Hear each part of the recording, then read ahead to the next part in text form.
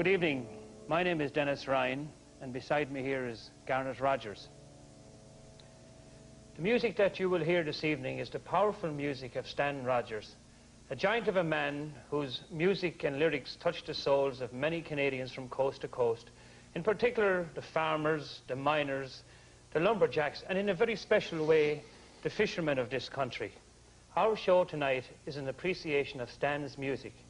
Stan Rogers died in the Air Canada fire at Cincinnati on June the 2nd, 1983. Garnet, the first time I met yourself and Stan was at Camp Fortune outside of Ottawa in 1976.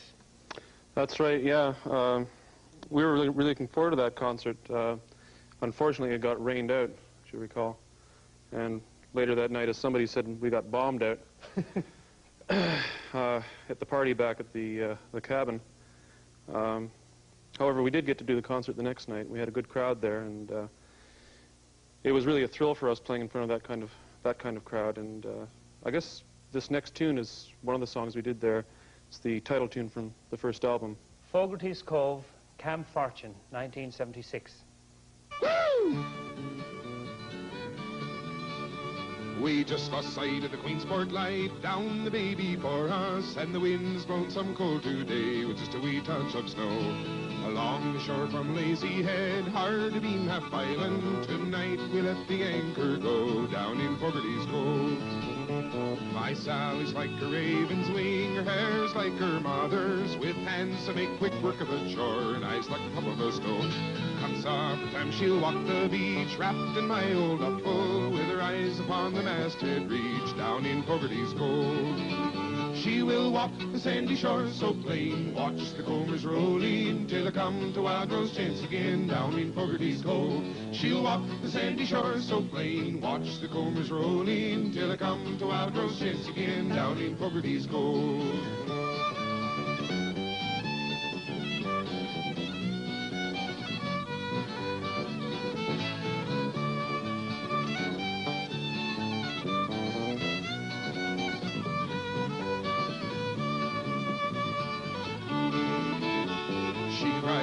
Away to sea, nags me when I'm with her. She'd rather ride a government job or maybe go on the dole. But I love her way as I put about and nose into the channel. My Sally keeps a supper and a bed for me down in Fogarty's Cove. She will walk the sandy shore so plain, watch the combers roll in, till I come to Wildrose chase again, down in Fogarty's Cove. She'll walk the sandy shore so plain, watch the combers roll in, till I come to Wildrose chase again, down in Fogarty's Cove.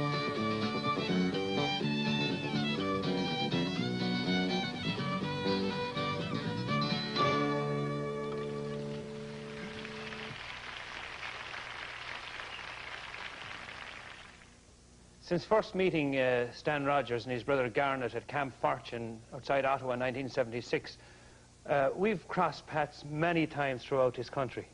Many times, yeah. In Calgary, in Halifax, Owen Sound, the Winnipeg Folk Festival, all kinds of places. And it always seemed whenever we ran into that Ryan's Fancy Mob, we always ended up somewhere, either in a bar or a hotel room somewhere, sitting around a table with a few drinks and trading songs and lies and trying to recreate that kitchen music atmosphere that we all have so much love for.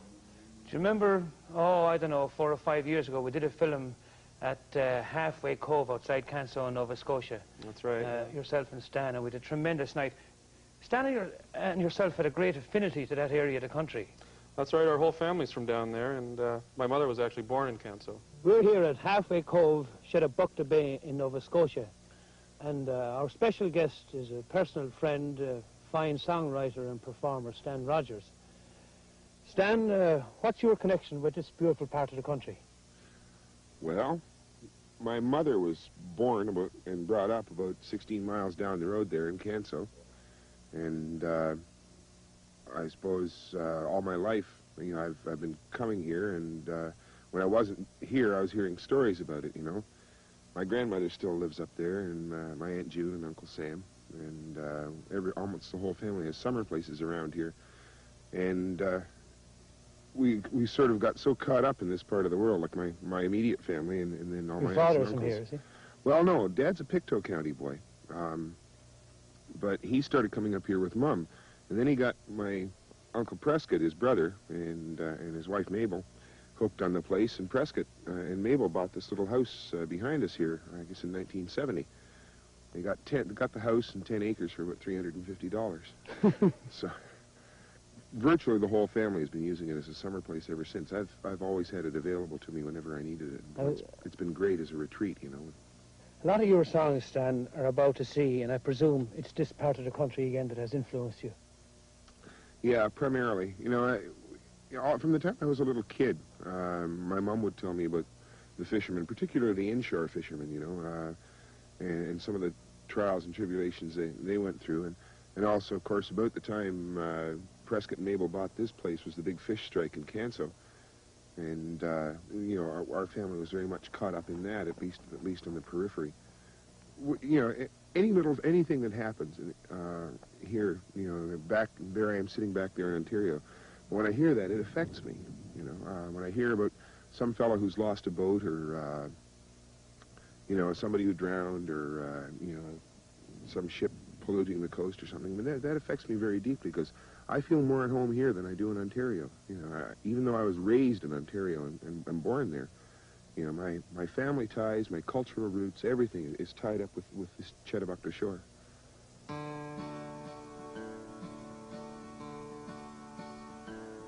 How still lies the bay in the light western airs, which blow from the crimson horizon. Once more we tack home with a dry, empty hold, saving gas with the breezes so fair. She's a kindly Cape Islander, old but still sound, but so lost in the long liner's shadow.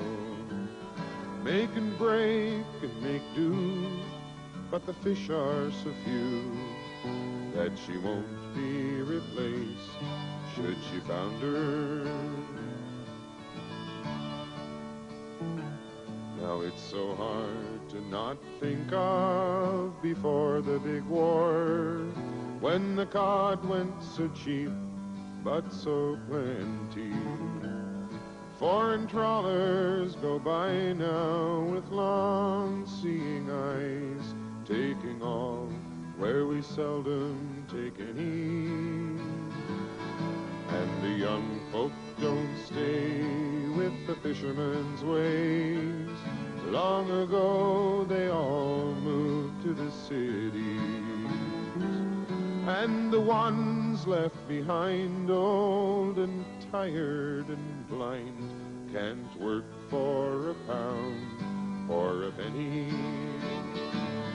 In Make and Break Harbor the boats are so few, too many are pulled up and rotten.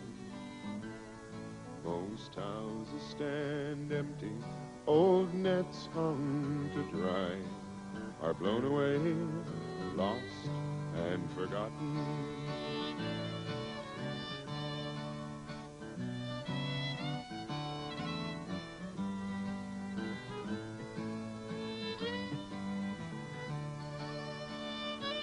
Now I can see the big draggers have stirred up the bay, leaving lobster traps smashed on the bottom. And they think it don't pay to respect the old ways that make and break men have not forgotten. For we still keep our time to the turn of the tide, and this boat that I built with my father still lifts to the sky. The one-lunger and I still talk like old friends on the water. In Make and Break Harbor the boats are so few, too many are pulled up and rotten. Most houses stand empty, old nets hung to dry are blown away, lost and forgotten. In make and break harbor, the boats are so few, too many are pulled up and rotten. Most houses stand empty, old nets hung to dry are blown away, lost and forgotten.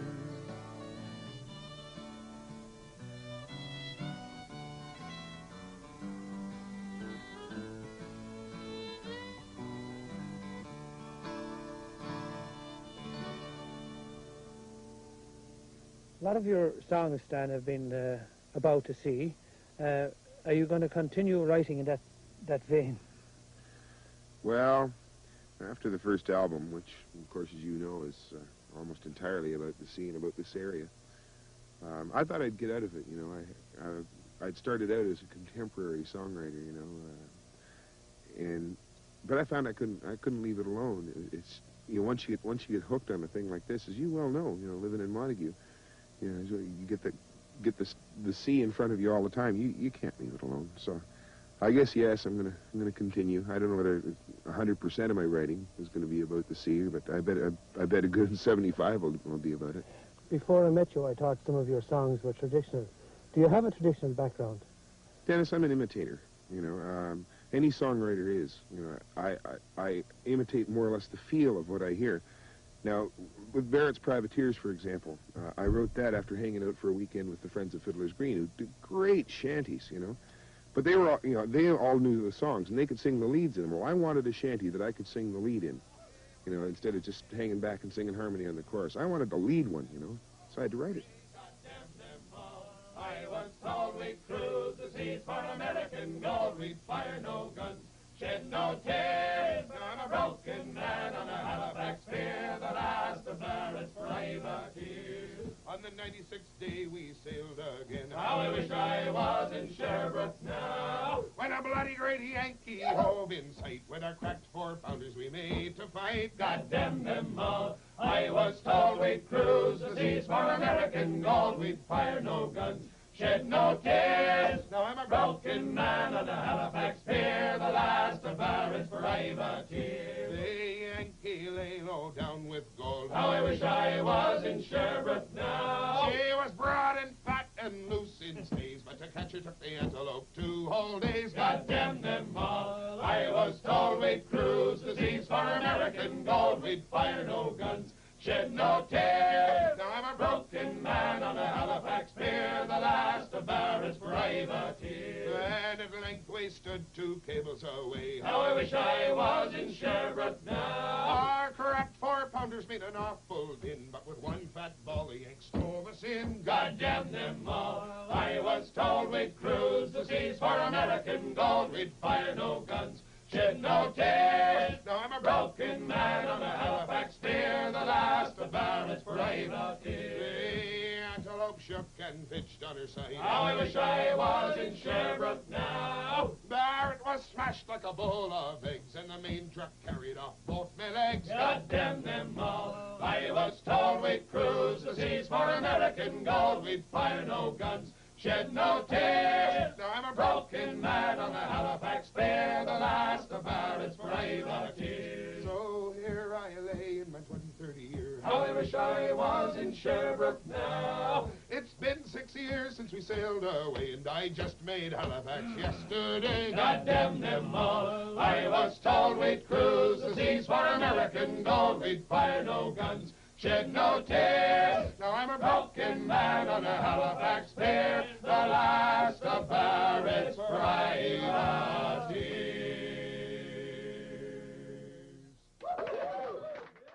One of my favorite Stan Rogers songs is 45 Years From Now. Yeah, certainly one of our most requested songs and a real audience favorite everywhere. Also the most recorded song of Stan's by other people. I think at last count somewhere around 30 people had recorded that tune, including Mary O'Hara over in England. Where did he write that song? Oh, about exactly 10 years ago. And as a matter of fact, I sat in the kitchen there at Halfway Cove with him while he was writing that tune. He wrote it there. Well, now, from a song that was written in Halfway Cove in Nova Scotia, we're going to hear Stan Rogers again with 45 years from now from Camp Fortune just outside Ottawa.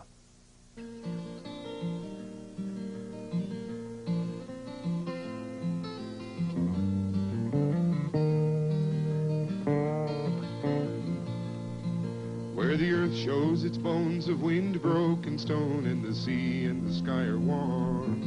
I'm caught out of time, my blood sings with wine, and I'm rounded naked in the sun. There's God in the trees, I'm weak in the knees, and the sky is a painful blue.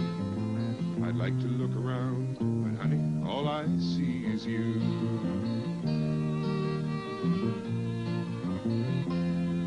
Now the summer city lights will soften the night till you think that the air is clear. And I'm sitting with friends where 45 cents will buy another glass of beer. He's got something to say, but I'm so far away that I don't know who I'm talking to. 'Cause you just walked in the door, and honey, all I see is you. And I just want to hold you closer than I've ever held anyone before.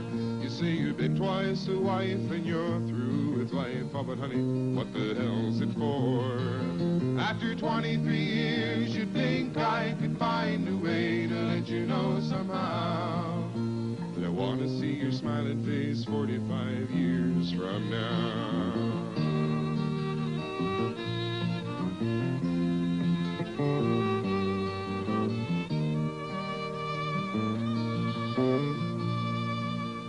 So alone in the lights on stage every night, I've been reaching out to find a friend who knows all the words, sings so she's heard, and knows how all the stories end. Maybe after the show she'll ask me to go home with her for a drink or two. Now her smile lights her eyes, but honey, all I'll see is you. And I just want to hold you closer than I've ever held anyone before. You say you've been twice a wife and you're through with life. Oh, but honey, what the hell's it for? After 23 years, you'd think I could find a way to let you know somehow that I want to see your smiling face 45 years from now. Help us out, won't you? I just want to hold you closer than I've ever held anyone before. You say you've been twice a wife and you're through with life. Oh, but honey, what the hell's it for? After 23 years, you'd think I could find a way to let you know somehow that I want to see your smiling face 45 years from now.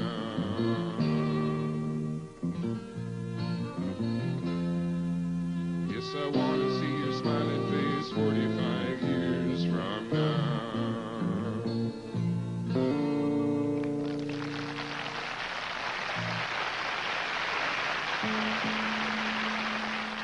Someone once said that Stan Rogers wrote songs like the way the old craftsmen used to build fine furniture to last.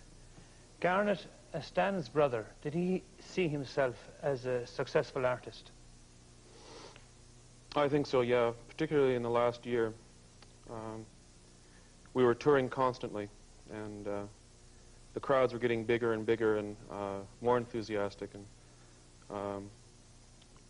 we were getting this tremendous sense of energy, and we felt like we were sort of at the head of a comet, and it was a tremendous feeling. It was a really heady feeling that really sort of kept us going when we were tired and worn out.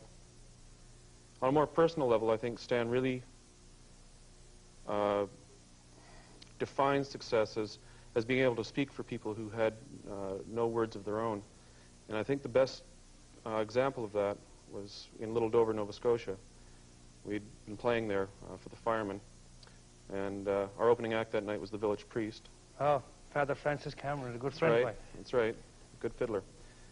Anyway, after the show, this old man came up to Stan, and one of the local fishermen, and after everyone had gone away, he came up to Stan and I know Stan always treasured this moment. He spoke of it often. The old fellow came up and he said, you know that song of yours, the Genie See?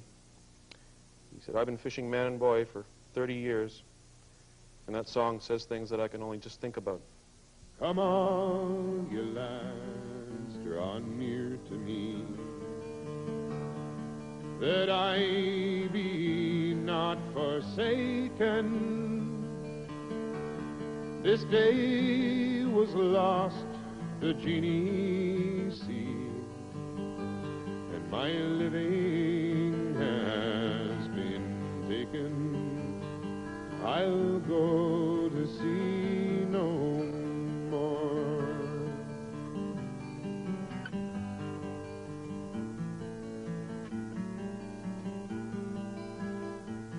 We set out this day in the bright sunrise, the same as any other. My son and I and old John Price in the boat named for my mother. I'll go to sea no more.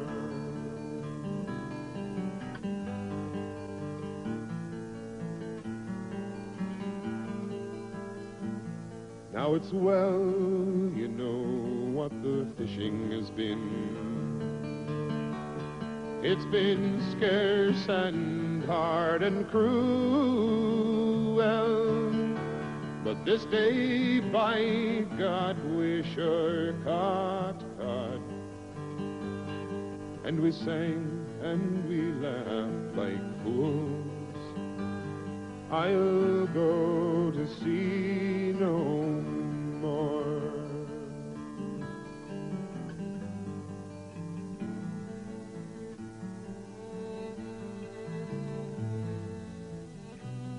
I'll never know what it was we struck,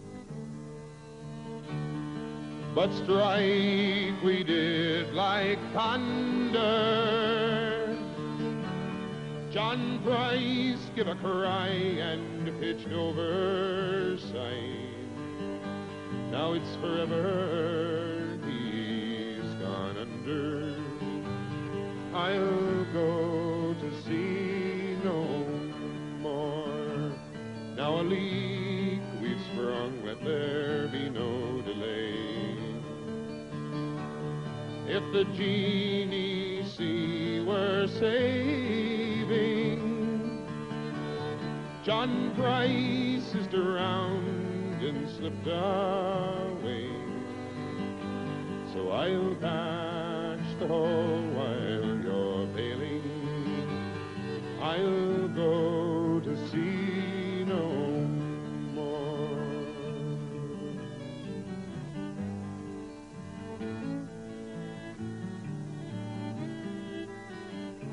But no leak I found from bow to hold.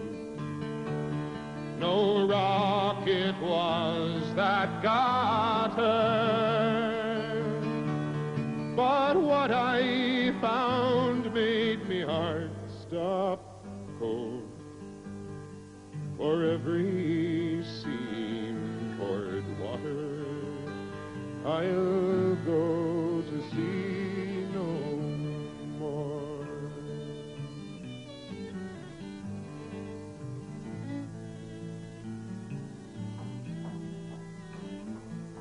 My God, I cried as she went down. That boat was like no other. My father built her when I was 9 and named her for my mother. I'll go to sea no more.